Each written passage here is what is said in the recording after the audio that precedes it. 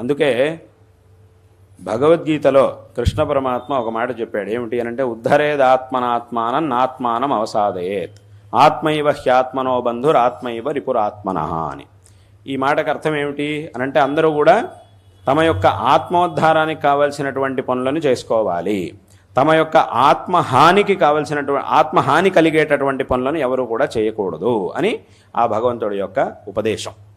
అంటే ఏమిటి, మన ఆత్మోద్ధరణ ఏ పనుల వల్ల అయితే జరుగుతుందో ఆ పనులని చేయడం ద్వారా మనకి మనమే బంధువులం అవ్వాలి. అదేవిధంగా మనకి హాని కలిగించేటటువంటి పనులని చేస్తూ మనకి మనమే శత్రువులం అవ్వకూడదు అని దీని యొక్క అర్థం. అంటే అందుకే ఇక్కడ భగవంతుడు ఏమన్నాడు, ఆత్మైవ హ్యాత్మనో బంధువు ఆత్మైవ రిపురాత్మనః, మన ఆత్మే మనకి బంధువు, మన ఆత్మే మనకి శత్రువు అని అన్నాడు. అంటే దాని అర్థం ఏమిటి, ఒకే ఆత్మ బంధువుగాను ఉంటుంది శత్రువుగాను ఉంటుంది అని అన్నాడు. అంటే అక్కడ మనకు ప్రశ్న వస్తుంది, అదేమిటి ఒకే ఆత్మ బంధువుగాను శత్రువుగాను రెండిటిగాను ఎలా ఉంటుంది?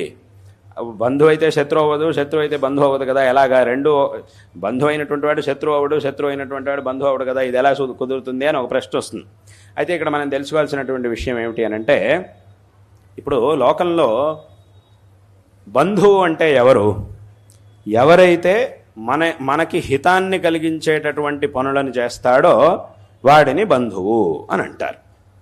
ఎవరైతే మనకి మంచి జరిగేటటువంటి విషయాలను ఉపదేశించడమే కాకుండా అటువంటి పనులనే, మనకి హితాన్ని కలిగించేటటువంటి పనులనే చేస్తాడో వాడిని బంధువు అని మనం లోకంలో అంటాం. అంటే ఇక్కడ బంధువు అని అంటే నిజమైన బంధువు, ఏదో రక్త సంబంధం మాత్రం ఉంటే సరిపోదు. నిజమైనటువంటి బంధువుగా మనం ఎవరిని చూడాలి? ఎవరైతే మనకి హితాన్ని కలిగించేటటువంటి పనులను చేస్తారో వాళ్ళని మనం బంధువుగా చూడాలి. అలా బంధువుగా చూడాలి అని అంటే మనకు రక్త సంబంధం ఉండాల్సిందే, ఈ కౌటుంబికమైనటువంటి సంబంధం ఉండాల్సిందే అనేం లేదు. ఆ సంబంధం లేకపోయినప్పటికీ ఎవరో ఒక వ్యక్తి మనకి మంచి కలిగేటటువంటి పనులను చేస్తున్నాడు అని అంటే ఆ వ్యక్తి కూడా మనకి బంధువు అనే లెక్క.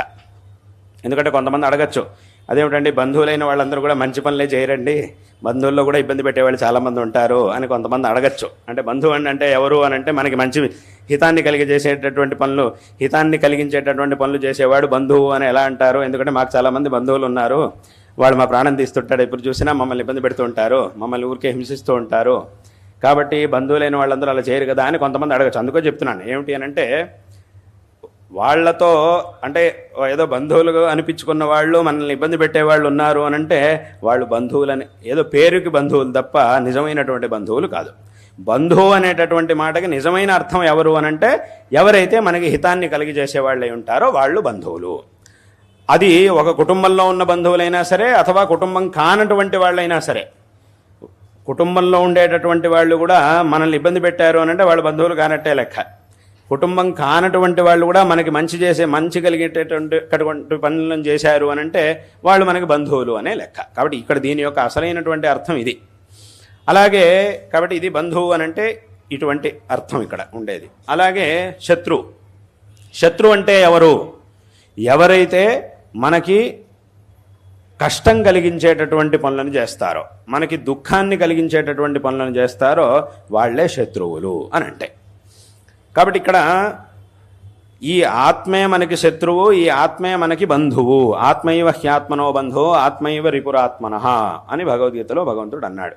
మరి ఒకే ఆత్మ రెండుగా ఎలా ఉండడానికి సాధ్యం అని అంటే ఇక్కడ మనం తెలుసుకోవాల్సినటువంటి విషయం ఏమిటంటే, ఎలాగైతే ఇప్పుడు చెప్పినట్టుగా మనకి హితాన్ని కలిగించేటటువంటి పనులను చేసేటటువంటి వాళ్ళు మనకి బంధువులు అని ఎలాగైతే అనిపించుకుంటున్నారో, అదేవిధంగా మనకి మంచి జరిగేటటువంటి పనులని మనం చేసుకున్నప్పుడు మనకి మనమే బంధువులం అవుతాం.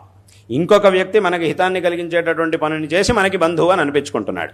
అదేవిధంగా మన ఆత్మ మనకి బంధువు అవ్వాలంటే అప్పుడు మనం ఏం చేయాలి అనంటే మనకి మంచి కలిగేటటువంటి పనులని మనం చేసుకోవాలి. మన ఆత్మోద్ధరణ దేనివల్ల అయితే సాధ్యం అవుతుందో అటువంటి కార్యాలని మనం చేసుకున్నప్పుడు మనకి మనం బంధువులం అవుతాం.